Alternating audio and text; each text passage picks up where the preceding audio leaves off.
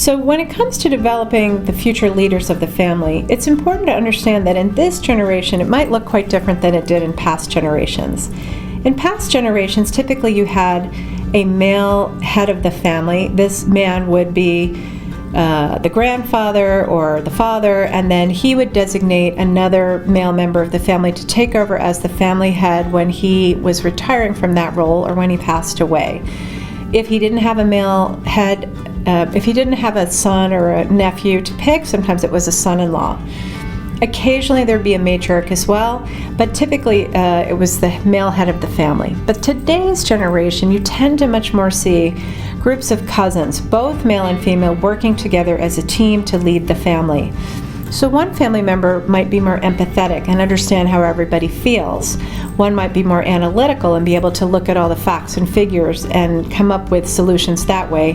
And another one might be very verbal and decide to be the public face of the family to the world. So I see much more interaction and cooperation and collegial family leadership. It's a different model than the old model of the patriarchal head of the family, but I do think this is the direction that many families are going, and you might want to be prepared that your family might choose to go in this direction as well.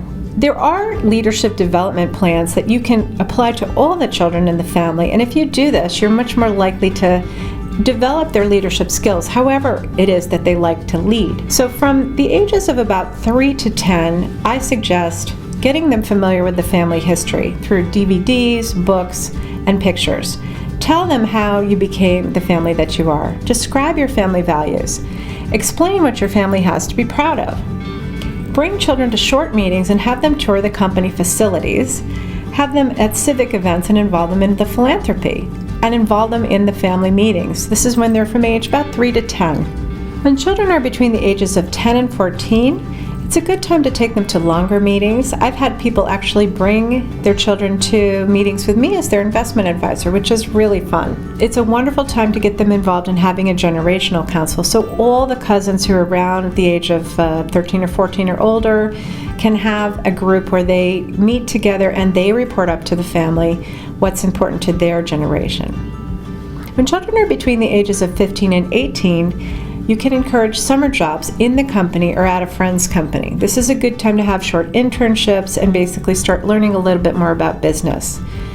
It's important to start really understanding the child's natural strengths and interests and developing those interests. Some children, for example, might be fantastic athletes and really want to pursue an athletic career or a singing career, or might be very artistic. And this is a great time to really encourage allowing them to develop those talents.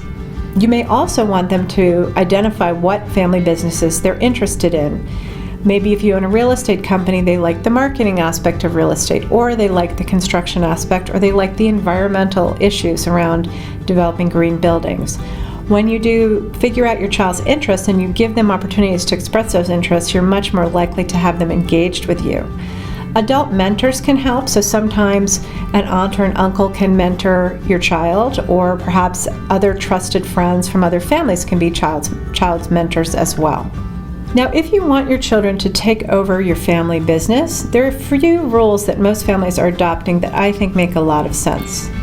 First of all, before they enter the family business and start working there, you should insist that they graduate from college and perhaps also have an MBA or an equivalent master's degrees. Many families I know are now requiring not only a college education but an MBA to have any kind of serious role in the family business. And this makes a lot of sense. You want to have children ideally work for a couple years outside of your family business at another company, doing something else, so that they bring new ideas and new perspectives to the family business. Start your heirs at an appropriate job. Don't put them in the executive office. Start them in the mailroom or in some job that they can succeed at and which is appropriate to their level of experience. Increase the responsibilities in the company based on merit, and discuss the actual handover timetable 4 or 5 years in advance with your senior management team so that they know what to expect. It's really important that you allow your heirs to earn the respect of employees by promoting on merit and communicating the succession plan. I've talked to so many young people that are embarrassed and anxious because their dad or mom put them in a very high position in the company The employees laugh at them behind their back and roll their eyes and don't really take them seriously. And this is not doing the family members or the employees any favors. So start them in a way and treat them like you would any other employee until they have earned the respect and the right to advance based on their own achievements. It's important when you do finally hand over the business to your children that you ideally remain on an advisory board for a few years to help them when they go from shadowing you to actually making the decisions themselves. Be an available resource if you can. They will appreciate the help.